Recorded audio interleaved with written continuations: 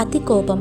ఈ రోజుల్లో ఎక్కడ విన్నా వాడికి చాలా కోపం, ఆమెకి చాలా పొగరు, వాళ్ళ కోపిష్టి ఫ్యామిలీ అని గాసిప్స్ వినే ఉంటాం.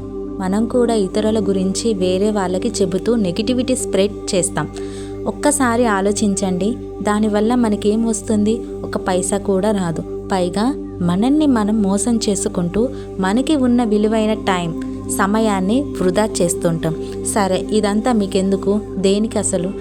దేనికి అతి కోపం ఎలా వస్తుందో, దేనికి వస్తుందో, అతి కోపం వలన మనకి ఏం నష్టం జరుగుతుందో నేను మీకు చెప్తాను. అతి కోపం వలన మనకి చాలా నష్టం జరుగుతుందండి. అదేమిటంటే, ఇప్పుడు ఉన్నప్పుడు మీకు ఏమనిపిస్తుంది? అరే నిజంగానే ఇప్పుడు ఇదంతా విన్నారు కదా, మీకు ఏమనిపిస్తుంది? అరే నిజంగానే అలా మాట్లాడటం కదా, మనం వేరే వాళ్ళతో మాట్లాడతాం కదా, మరి మీరు షేర్ చేసిన ఆ వ్యక్తి మీకు నెగిటివిటీ చెప్పిన వ్యక్తికి చెప్తే అప్పుడు ఏమవుతుంది చెప్పండి? ఆ వ్యక్తికి మనపై చాలా కోపం వచ్చి మనతో గొడవకి, సంఘర్షణకి దిగుతాడు. ఇక కొందరైతే వారిపై కొట్టడానికి కూడా ప్రయత్నిస్తారు. ఇలా చేయటం ఏమైనా కరెక్టా? కాదు కదా. మరి ఇప్పటి నుంచి ఎదుటి వారిపై ఇతరుల గురించి బ్యాడ్గా చెప్పడం మానేయండి. అదే మీకే మంచిది.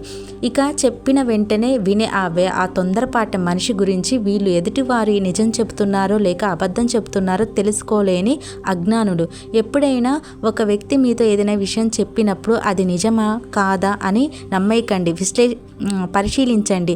అతి కోపం వాళ్ళు అజ్ఞానులు అన్నమాట. వారికి కోపాన్ని ప్రదర్శించడమే తెలుసు. అజ్ఞానులు అలాగే మంచిగా ఆలోచించే గుణం లేని వారికే ఈ అతి కోపం వస్తుంది. ఈ అతి కోపం వింటూ ఉంటామన్నమాట. అజ్ఞానులకి ఆలోచించే గొప్ప గుణం ఉండదు. ఎందుకంటే వారు ఎక్కువగా అతి కోపం ప్రదర్శిస్తుంటారు ఇతరులపై.